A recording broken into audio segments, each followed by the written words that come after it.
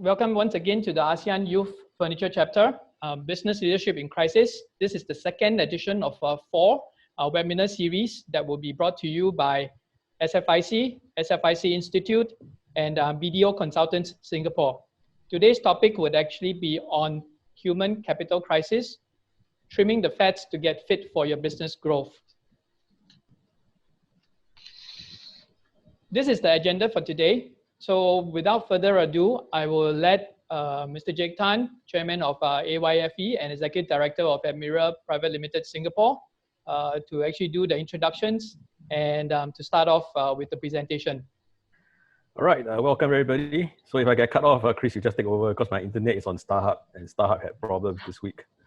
So if any of you are joining us here today, you guys are taking the positive step to improving yourselves. All right, let's not be defeated by this virus. Let us focus on the things that we control. All right, so the first part we're going to have is Mr. Roger Lu, Executive Director of BDO, will be giving us a talk about cutting the fats, human capital, which is the biggest part of the overheads that we have. So in a time when the market is bad, how do you manage that? Roger will speak a bit about that. And I also invited a very good friend of mine, Eduardo, who we call Duki. Duki, right? Yes, Eduardo, sir. I've known him for many years. He's the CFIP president. And he's also the father of Miguel. Miguel is one of our participants in the last AYFE in Pampanga. And after Eduardo has promised me that he'll tell some very interesting stories. So I look forward to hearing them. And after that, we have a Q&A. So if you get any questions, feel free to type them into the chat and we'll ask them to Roger as well as Duki as much as possible. All right, without further ado, let me hand over to Roger. Roger, ready?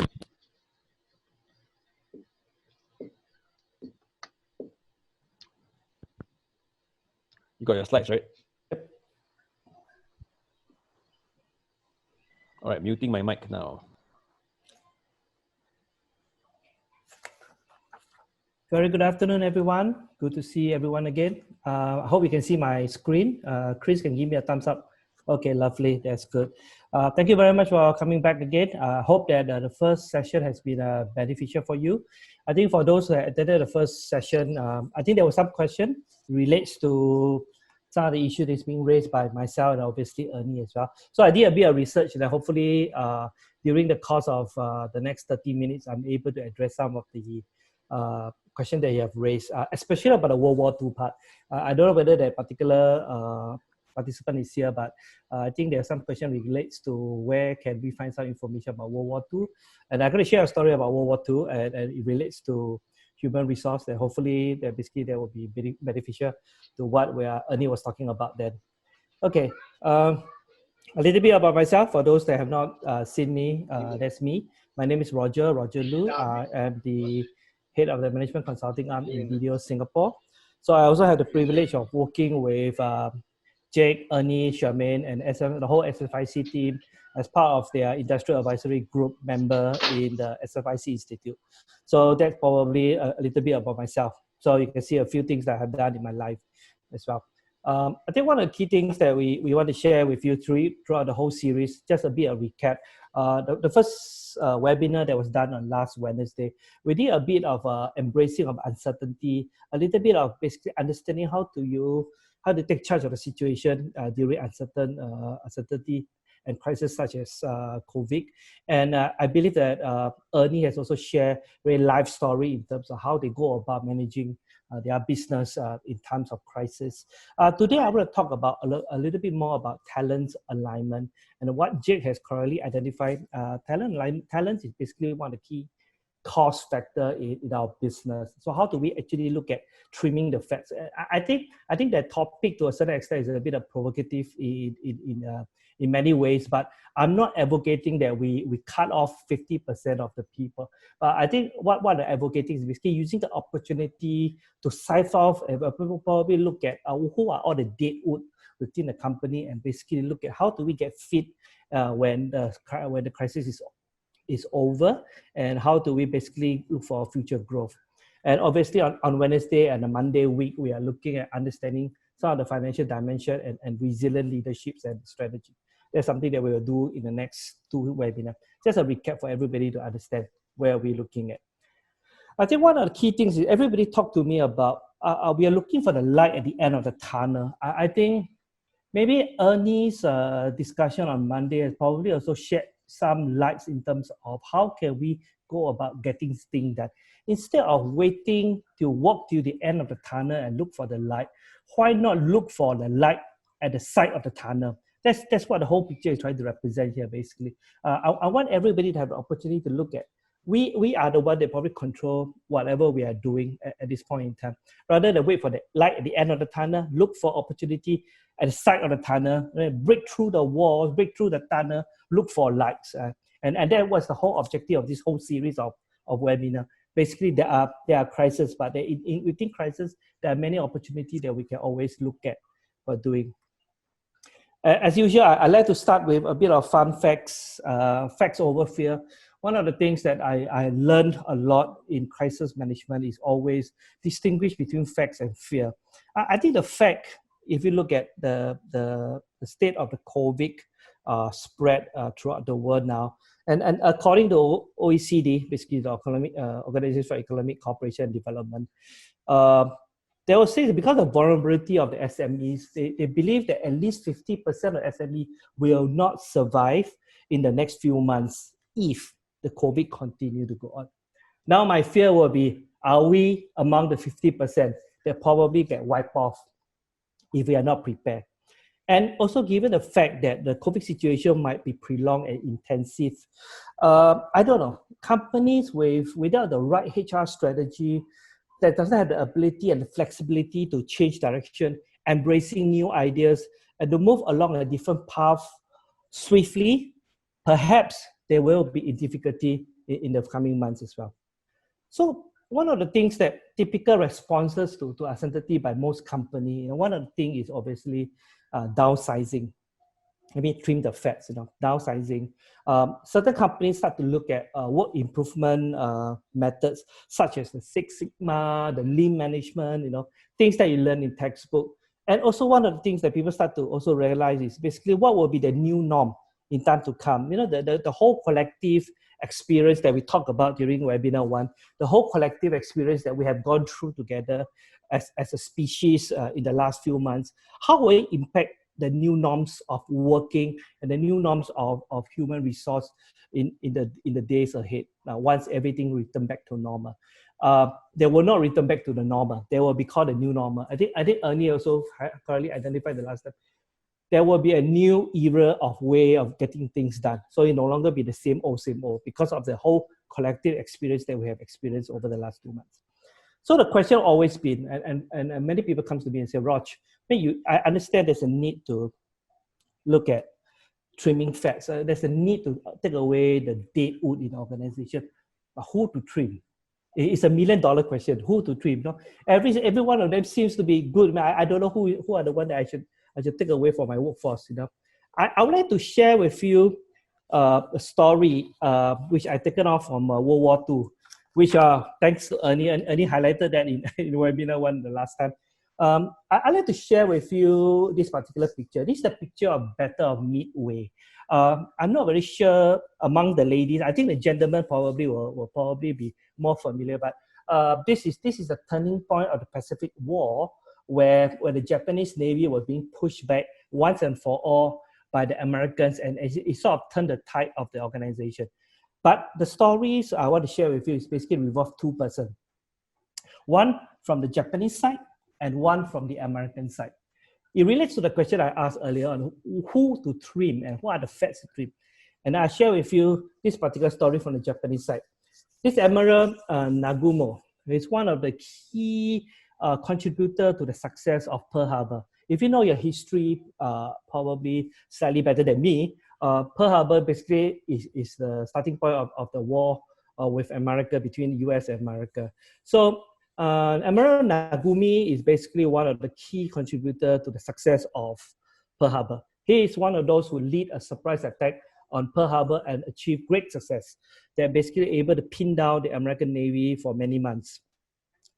But one of the things that we look at is basically he's a war hero, and he's been appointed by the Japanese Admiral Yamamoto to look at launching the second attack on Midway, basically through him. Basically, Nagumo will be basically the the flagship commander for this particular campaign.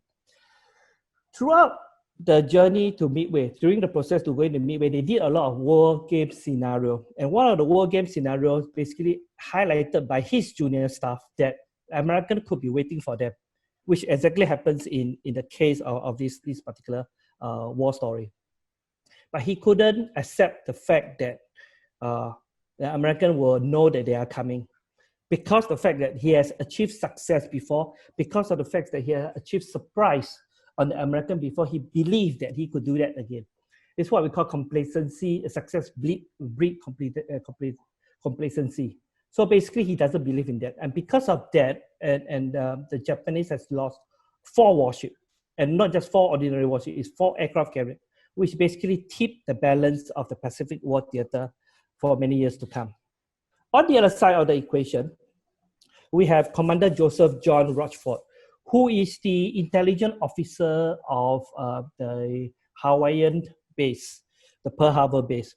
So during the first attack by the American in Pearl Harbor, he was one of those that actually managed to cipher some intelligence about the Japanese are coming. But he couldn't enforce his intelligence upon the commander of Pearl Harbor, and he couldn't convince the commander that Japanese are really coming to attack. And they feel very, very guilty. After the Pearl Harbor, basically what happened is the new commander of the base basically asked him to stay, but he wanted to resign. He wanted to move on because he feels guilty. He says that, look, I have failed one of the greatest intelligence mistake of US Army and US Navy. He wanted to resign. And on the normal notions that most people will allow him to resign because he has failed miserably on the first aspect. But the new commander actually get him to stay behind. And through him staying behind, he's able to break the Japanese code that allowed them to understand that the Japanese are coming to attack Midway. And through that process, he has managed to correctly identify where the Japanese carrier will be. He correctly identified what time the attack will take place, and he correctly identified how to take down the 4 aircraft carrier. The notion of the story is basically, when we come to the fact of trimming fats, we will never know who are the best fats to trim. We never know. I mean, the story I want to share with you is basically, at the end of the day, it depends very much on your gut feel as a leader. Because both sides, be it Nagumo or be it John Fletcher, you basically realize that there's never a right or wrong answer in terms of who to take down. So one of the things that there probably many of you will be asking is that how should we go about looking at HR? I think one of the key things is we need to have what we call a resilient HR capital roadmap. That needs to view HR strategy as an interconnected dimension with the workforce, workplace, work duration, and finally the work stream. What is work? Work is the what. Workforce is the who. Workplace is the where. Work duration is the when. And lastly, work stream, the how. Okay, so those are the things that basically you want to look at as we move along this part of the equation. So the first thing we look at as a human capital and as a leader, what are the critical roles and the backup plan? I believe that many of us have already put in a business continuity plan. I think most of us, our BCP plan are already in motion. Take this opportunity to look at critical succession planning. It is this time you realize that which position does not have a backup, which position doesn't have a successor. This is a good time to show, and it's also a good test on the successor to be able to take up roles during your BCP planning. Remember the scenario we spoke about in webinar 1, you create distant futures, the various futures that you look at. So what are the job scope required? So first thing we need to ascertain, who are the critical roles and what are the backup plans? Secondly, we need to evaluate what's the actual work left to be done during this crisis. I can share with you, it's a very interesting finding with many organizations that I talked to. Suddenly they were telling me everybody is busy. Everybody is busy because suddenly the fear of retrenchment, cost cutting come into play. Suddenly the employee realized that in this crisis, company might cut staff. In this crisis, company might retrench people. And in this crisis, they might lose their job. And suddenly everybody pretend to be busy. It's a very interesting thing, which I got it from many bosses that I work with over the last few weeks as well. So it's very important for us to be able to identify the critical roles. Okay, what are those roles that can be deferred? What are those jobs that don't need to be done now? What are the jobs can be deferred? What are the jobs that can be deprioritized in order for us to move forward? Third, I want to look at some form of restructuring of pay and rewards. Review how the COVID-19 has impacted companies and what it in turn affect the compensation to employees, senior executive, and board. So I think important thing is when you look at restructuring of pay and rewards, it shouldn't be just purely on staff. It has to look across the board, not just the staff, but it's also senior executive, and as well as if you are having a board as a listed company, what about the board members' fee, the board director fees? Is that something that's negotiable at this point in time? One of the things I like to share with you, I know one organization, a pretty big one basically, they have ceased the promotion because it just happens the promotion period was during the COVID. It just happens to be just nice before the lockdown in Singapore. So what it does is basically they promote the staff, but they decide not to increase the salary of the promotee. Why? Because the reason they give them to the staff is basically during this time, we do not expect you to perform your new role. We expect you to continue to do your old role because of the fact that you're all working from home. So they basically set a policy and says that, look, at this point in time, we will not promote, will not increase your salary until the crisis is over. That's one way to look at basically how do you review your pay and rewards. Okay, and importantly is additional scrutiny will be on the staff on the use of discretion in crisis decision making, especially HR. I think one of the key faults of many organizations is basically discretion is often used quite loosely in the sense to decide on the pays and reward, the comp and ben. So one of the things you need to look at is be very careful the fact that discretion is no longer the best thing during crisis. So it's a good advice to develop and to stress test the effectiveness of existing ban and comp guidelines. Is it discretionable? Is it discretionary? And basically, is it robust enough to undertake any kind of form of stress test in terms of scrutiny by the staff? Also, understanding your cost, prioritize your opportunity. Establishing your cost and spend efficiently is very important. We will talk a lot more on Wednesday in terms of financial crucial dimensions that we talk about. But I think important also take this opportunity to be able to benchmark against peers to identify areas for improvement. I'm not going to say which industry, but I can share with you in Singapore, there are many industries that basically actually allow their HR to start talking to one another to benchmark salary. I can tell you it happens in law firm, it happens in engineer, it happens in architects, it happens in accounting arena. One of the reasons why they do that, they allow HR to talk to one another, is to make sure that they don't compete on price. They don't compete on pay. They want to make sure that it is a fair, equitable market salary, especially for the new recruits they are looking at. So one of the things you might want to consider doing at this point in time is basically start talking to your competitor. What are your competitors doing at this point in time in regards to all these pay and rewards? Because at the end of the day, these are the key critical dimensions that will determine whether you survive for the next few months or not. Okay? And important thing is always to strike a very comfortable balance between companies, owners, employees. Remember, there are differing needs for the company, there are differing needs of the owner, and there are differing needs of the employee. How do you strike a comfortable balance in terms of your pay and reward structure?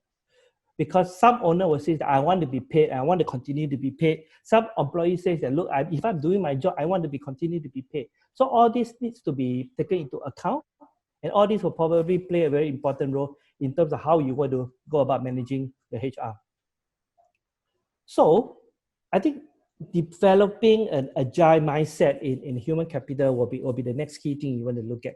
I think we need to shift paradigm from are we going to survive this to how can we come up from the other side in the best possible ways. One of the things is rather focusing on the doom and gloom of what it is now. I'd rather we look at how can we come out at the end of the crisis stronger and fitter. Okay, so the agility and the agile mindset also means that you need to shift from a fixed mindset to a growth mindset, especially for leaders and your staff.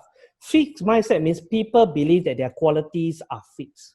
This is the best I can do. This is all I can do. You probably realize that in this crisis, you probably be able to identify among your staff certain leaders and certain very good staff that are able to do a lot more than they can normally able to handle.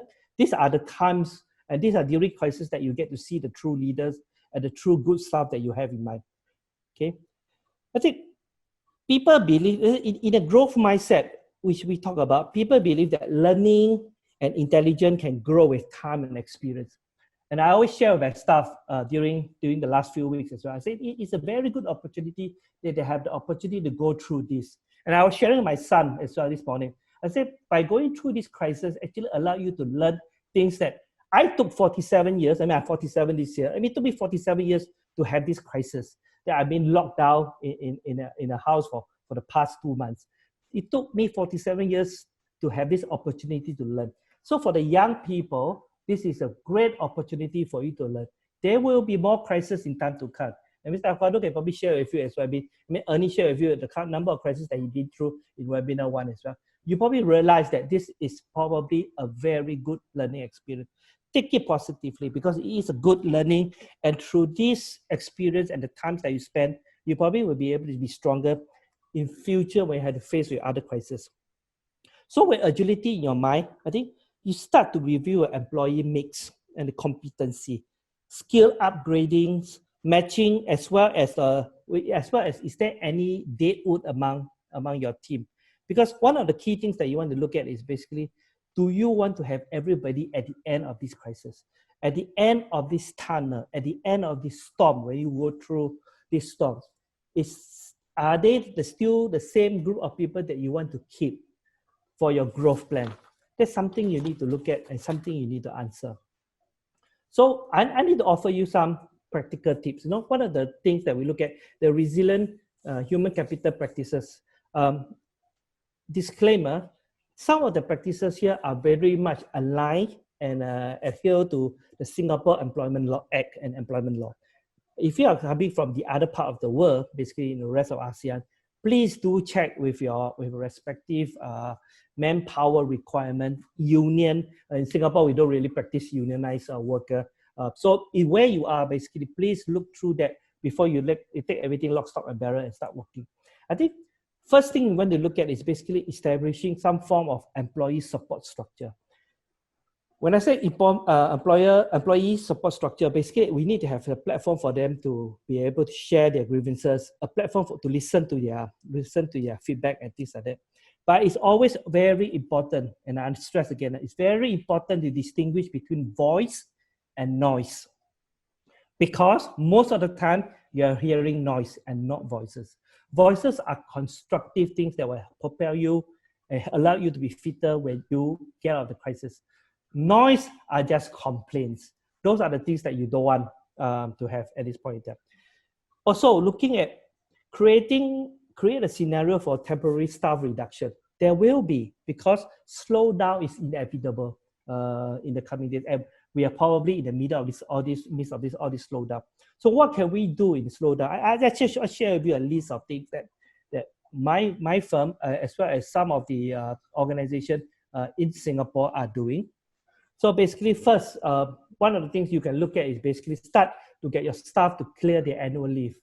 I know it's a very hard thing to do because staff are coming back with noise and says that, bosses, why are we clearing leave now when we cannot travel to anywhere in the world? We are stuck at home. What is the use of clearing leave? I'd rather work. But we need to be very realistic. At this point in time, we talk about that in webinar 1. In this point in time, we might not have enough work for them to carry out. So we need to be fair to the organization. Remember, I talked about striking a balance between what the bosses want, what the company needs, and what the employee want. So all these things needs to be in a harmonious. And one of the things you look at is basically start to get them to clear their annual leave. Maybe even to look at 1 day a week, 2 days a week, depending on your requirement, depending on your workload. Second thing you can look at is basically some form of unpaid leave. Because the fact that we don't need so many staff now, can we get somebody to go on unpaid leave if they have no more leave to utilize anymore?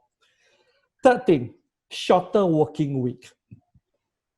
I know some organizations are already putting their staff on shorter working week because of the fact that you don't need so many people to be in working at the same time because of the workload that we discussed about. In extreme measure, we can always look at temporary layoff, meaning, can you tell the staff to go away for a month or two?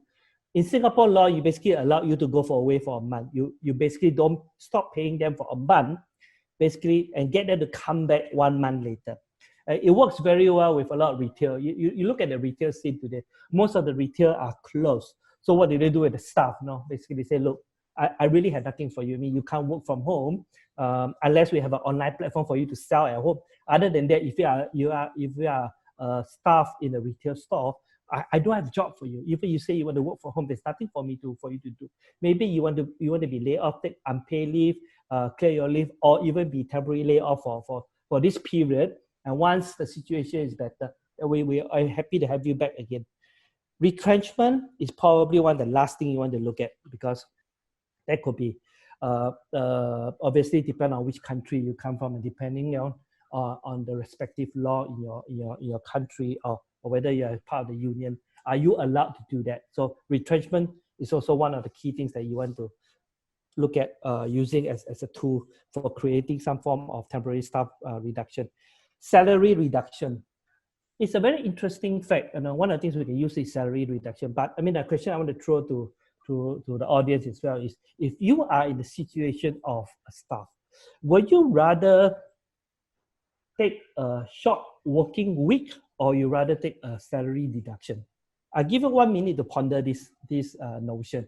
So my question to you is, if you are a staff in an organization, which I know most of you are probably bosses, but if you are a staff in an organization, would you rather take a shorter working week or a pay reduction? Let me explain the difference. If you are taking a reduction in a week, so for example, you are paid $1,000 a week, just hypothetically, you're basically paid $1,000 a week. If you are working 4 days a week, you are still getting back $800. That's basically what it is. Shorter working week, basically same pay, shorter week. But if I go for a pay reduction, meaning if I cut your $1,000 to $800, but I do expect you to work 5 days, because it's just salary reduction and not reduction in working weeks. So when we want to implement things like that, you need to think from their mindset of the employee. Which one will they be more receptive to? Because the fact that if it's a reduction in salary, means I'm working 5 days, I get $800. As compared to I work 4 days, I get $800. Which one will it be better for the employee? Those are the things that I want the audience to be able to comprehend as well.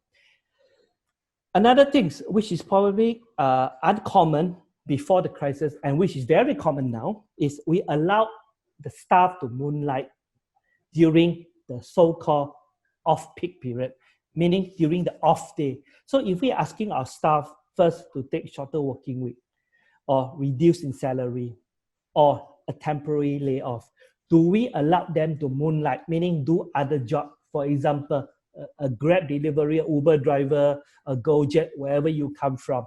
Is that something that we as an organization are willing to allow ourselves to do? That is one of the key things that are being practiced now out there. So we allow moonlighting of employee to overcome the short-term shortage in salary. Also, obviously in Singapore, our government are quite generous. So during this crisis, one of the things a lot of people are doing is sending their staff for training. So because there's so many costs out there, and a lot of training providers are providing up to 75 to 95% funding from the government for training. And on top of that, most of these courses allow us as employer to basically apply for exemptive payroll, meaning the government are paying a certain amount of the salary during the duration of the training. That could be something that basically you might want to consider as part of your long-term reduction plan. But despite all these facts that we talk about, I think remembering that the point in time that we don't know how long this disruption will last. Interestingly, in Singapore, Mr. Chan Chuan-Seng was sharing on, I think it was on Bloomberg, if I'm not wrong. That basically he didn't know whether, he doesn't know, he's not sure whether 1st of June we will be out of this. He said it depends on a lot of factors. And the number of cases that we have now doesn't really drastically reduce over the past few weeks as well. So it could be a situation where we are in for a long haul. So the point is that we don't know how long this disruption is going to last.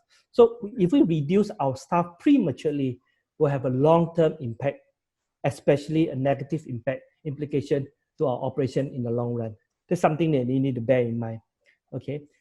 Other practical things you want to look at is obviously you need to start to prepare plans for site shutdowns and reactivation of site.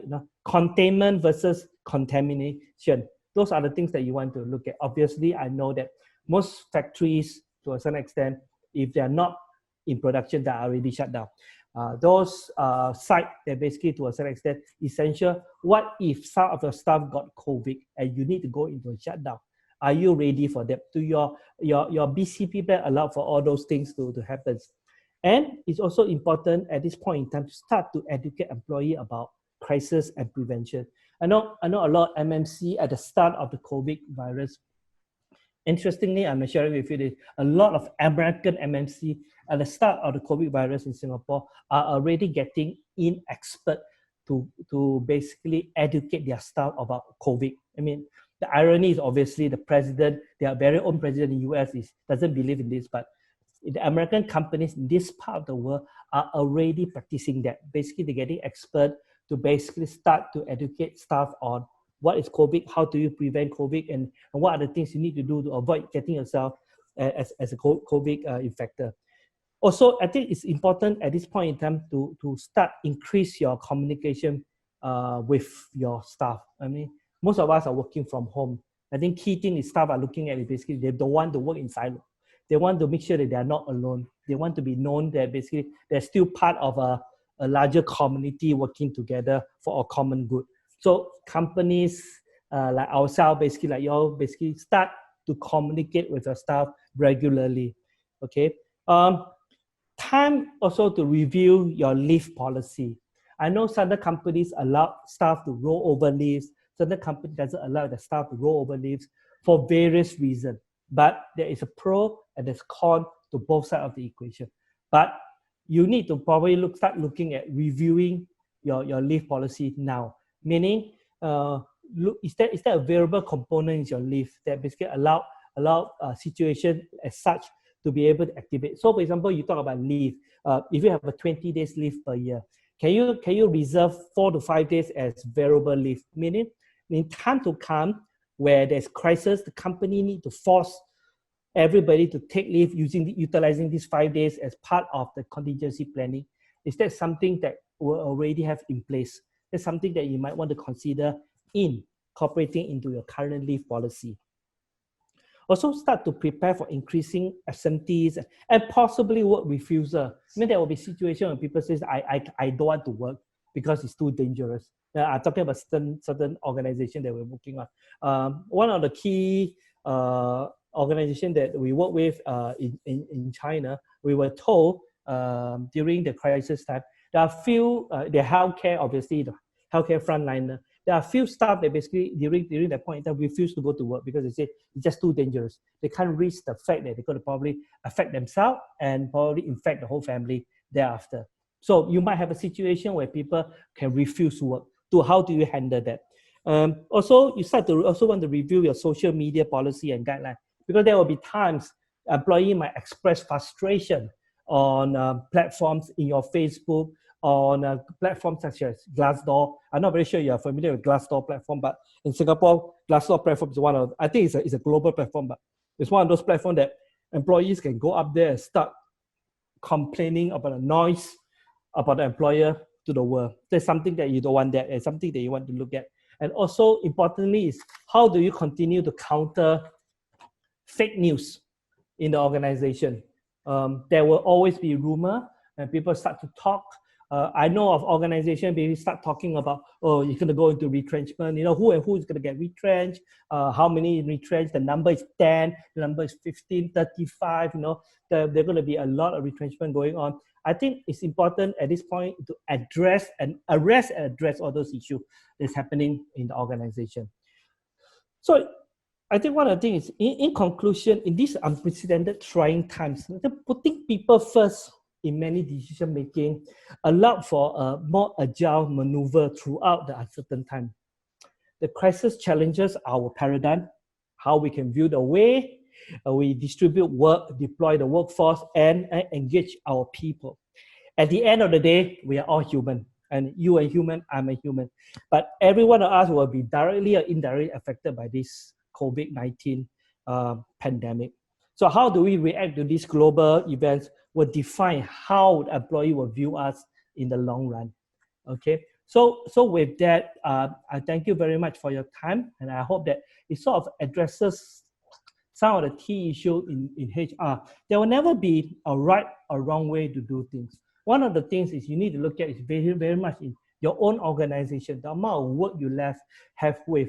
My final advice to participants is basically, it is a good time to look at trimming. It is a good time to get fit. I mean, many people are talking about working from home now. It's the best time to exercise, right? This is the best time. You have all the time to do things. This is the best opportunity for any organization to start reviewing your mix of employee, their competency, and look at the scenario you're going to be in time to come. Once you get out of the crisis, are these the people you still want to fight alongside you and me? So with that, stay safe. Thank you very much. Talk to you again.